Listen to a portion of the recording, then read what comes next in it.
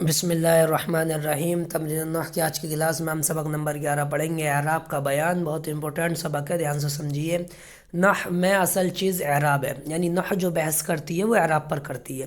بلکہ اگر یہ کہا جائے تو غلط نہ ہوگا کہ اعراب عربی زبان کی شاہ کلید ہے، یعنی چابیوں کی سردار ہے۔ اگر اعراب صحیح ہو گیا تو عربی زبان آ گئی، تو اعراب اصل ہے عربی زبان آنے کے لیے، اس لیے اس اعراب کو جاننا ضروری ہے، جس کے بغیر عربی زبان نہیں آ سکتی۔ اعراب کے لغوی معنی ہے ظاہر کرنا، واضح کرنا، فصیح زبان میں بولنا۔ کہ اعراب کے ڈکشنری میں مین کیا ہے؟ ظاہر کرنا، واضح کرنا اور فصیح زبان میں بولنا۔ نحوی اصطلاح میں اعراب کا مطلب ہے عامل کے اعتبار سے کسی لفظ کے آخری حرف کی حالت کو تبدیل کرنا، یعنی کوئی عامل آ گیا، فعل آ گیا، حرف جر آ گیا، افعال ناقص آ گیا، یہ سب عامل نیچے آئیں گے تو پھر اسم کے آخر میں تبدیلی ہو جائے۔ کلمہ کے لفظ کے آخر میں، فعل کے آخر میں بھی تبدیلی ہوتی ہے۔ مضارع آپ نے پڑھا منصوب ہوتا ہے، مجرور ہوتا ہے، مجزوم ہوتا ہے۔ جو تبدیلی لفظ کے آخری حرف پر آتی ہے اسی کو اعراب کہا جاتا ہے۔ کہ آخر لفظ کے آخر میں جو تبدیلی ہو رہی ہے، کبھی زبر، کبھی زیر، کبھی پیش، وہی اعراب ہے۔ اسم کے اعراب کی 3 قسمیں ہیں: رفع، نصب، جر۔ کہ اسم یا تو مرفوع ہوگا یا منصوب ہوگا یا مجرور ہوگا۔ یہاں یہ بات ذہن نشین کر لینی ضروری ہے کہ حرکت اور اعراب میں فرق ہے، کہ حرکت الگ چیز ہے، اعراب الگ چیز ہے۔ حرکت کی بھی 3 قسمیں ہیں، یعنی حرکت کی بھی 3 قسمیں اور اعراب کی بھی 3 قسمیں: زبر، زیر، پیش، فتحہ، کسرہ، ضمہ۔ چاہے آپ زبر زیر پیش کیجیے، چاہے فتحہ کسرہ ضمہ کیجیے۔ حرکت دراصل اعراب کی ایک علامت کے طور پر ظاہر ہوتی ہے۔ دیکھیے کوئی لفظ ہے آپ کے پاس، بیتن ہے، تو با پہ حرکت ہے، اعراب نہیں ہے۔ یا پہ جزم ہے، یہ تو غیر حرکت ہی نہیں ہے، سکون ہے۔ اور تن، بیتن، تو بیتن یہ اعراب ہے، تا پر جو پیش ہے یہ اعراب ہے۔ آخری حرکت کو کلمے کی اعراب کہتے ہیں۔ تو فرق ہے اعراب اور حرکت میں۔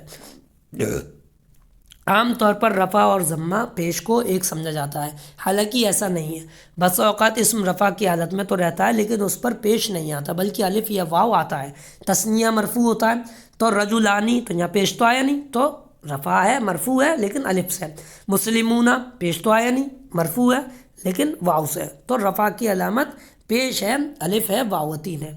اس لیے رفع کی 3 علامتیں ہیں: ضمہ یعنی پیش، الف اور واو۔ جیسے جاء زیدن، تو یہ زید مرفوع ہے، فاعل ہے، تو یہاں پر پیش آیا ہے، یہاں پر زیدن پر حالت رفع، زیدن پر حالت رفع میں پیش ہے، اور یہی پیش علامت رفع ہے۔ جبکہ جاء الرجلانی کی مثال میں الرجلانی مرفوع ہے، لیکن کیونکہ یہ بھی فاعل ہے، 2 مرد آئے، لیکن اس پر پیش نہیں ہے، بلکہ رفع کی علامت یہاں الف ہے۔ اور جیسے جاء المسلمون، یہاں المسلمون حالت رفع میں ہے لیکن رفع کی علامت یہاں واو ہے، پیش نہیں ہے۔ اسی طرح نصب اور فتح زبر یکساں نہیں ہے۔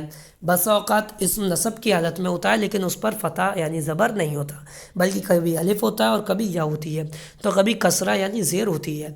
اس لیے نصب کی علامت 4 ہے: فتح یعنی زبر، الف اور یا، اور کسرہ یعنی زیر۔ جیسے ضربت زیدن، تو یہاں یہ مفعول ہے اور یہاں پر منصوب ہے، مفعول منصوب ہوتا ہے، اور یہاں زبر سے نصب آیا ہے۔ یہاں زیدن پر حالت نصبی میں فتح یعنی زبر ہے۔ پتہ چلا کہ یہاں نصب کی علامت فتح یعنی زبر ہے، لیکن ضربت اخاکا کی مثال میں اخاکا نصب کی حالت میں ہونے کے باوجود اس میں علامت نصب الف ہے۔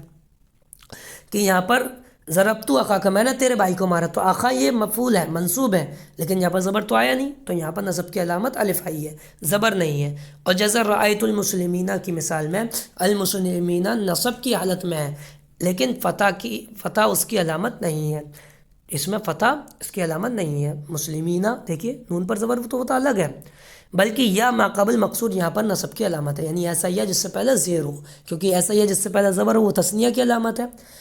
اور جیسا رأیت المسلماتی، اس مثال میں مسلماتی نصب کی حالت میں ہے لیکن یہاں علامت نصب فتح ہونے کی بجائے کسرہ ہے، کہ میں نے مسلمان عورتوں کو دیکھا، تو مفعول ہے، اس پر کام ہو رہا ہے دیکھنے کا، لیکن پھر بھی زبر کی جگہ زیر آیا ہے، تو یہاں نصب کی علامت کسرہ ہے۔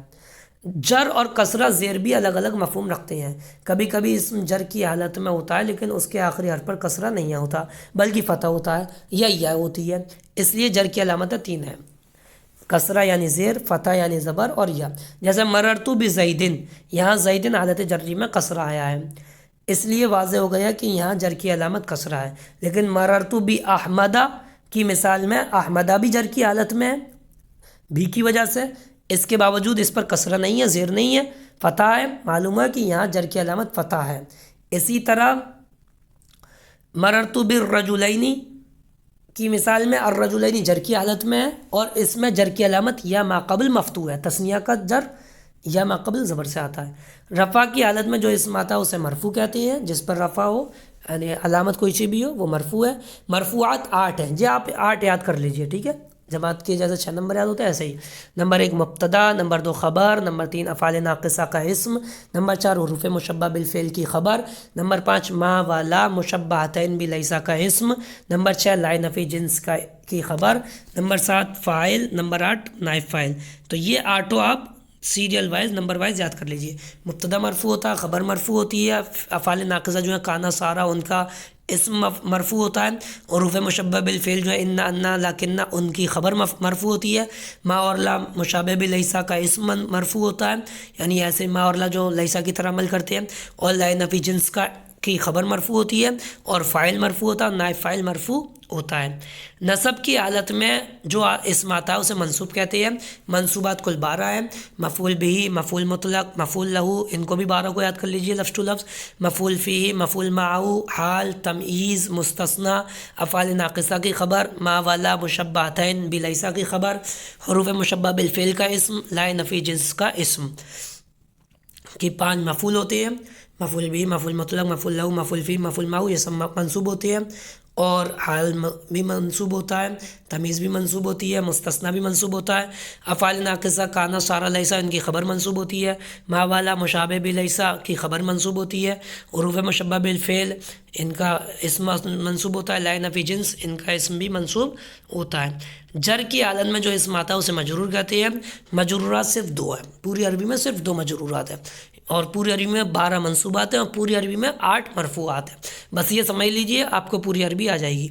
مجرور بالحرف یعنی حرف کے ذریعے سے مجرور، الی، من، فی، اور مضاف الیہ، مضاف الیہ بھی مجرور ہوتا ہے۔ نوٹ: مرفوعات میں سے شروع کے 6 مرفوعات کا بیان گزشتہ اسباق میں آ چکا ہے، فاعل اور نائب فاعل کا بیان اگلے اسباق میں آ رہا ہے، ٹھیک ہے، 2 بچے ہیں جو فاعل اور نائب فاعل وہ آگے آ رہے ہیں۔ منصوبات میں سے مفعول بھی کا بیان اگلے سبق میں آ رہا ہے، افعال ناقصہ کی خبر اور ما لا مشابہ بلیسا کی خبر، حروف مشبہ بالفعل کے اسم کا بیان گزر چکا ہے۔ بقیہ منصوبات کی تفصیل انشاءاللہ تمرین النحو الثانی میں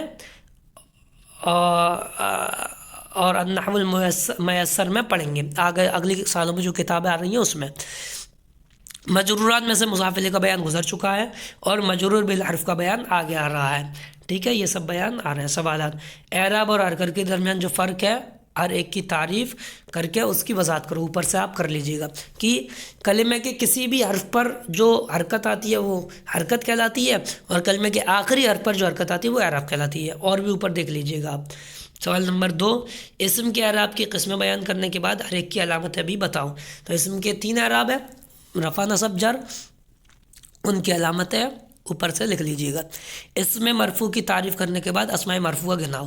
تو اسم مرفوع وہ اسم ہوتا ہے جس کے آخر میں پیش ہو، اور وہ کل 8 ہے، وہ گنا دینا 8 ہو۔ اسم منصوب کی تعریف کر کے اسماء منصوبہ کو کون سے ہیں بتاؤ۔ تو اسم منصوبہ جس کے آخر میں زبر ہو وہ 12 ہیں، وہ 12 بتا دینا۔ اسم مجرور کی تعریف کر کے اسماء مجرورہ کی نشاندہی کرو کہ اسم مجرور وہ کہتے ہیں جس کے آخر میں زیر ہو، اور وہ 2 ہیں، مجرور بالحرف اور مضاف الیہ۔ کل آئندہ کلاس میں انشاءاللہ ہم سبق نمبر 12 فاعل پڑھیں گے۔ السلام علیکم ورحمۃ اللہ وبرکاتہ۔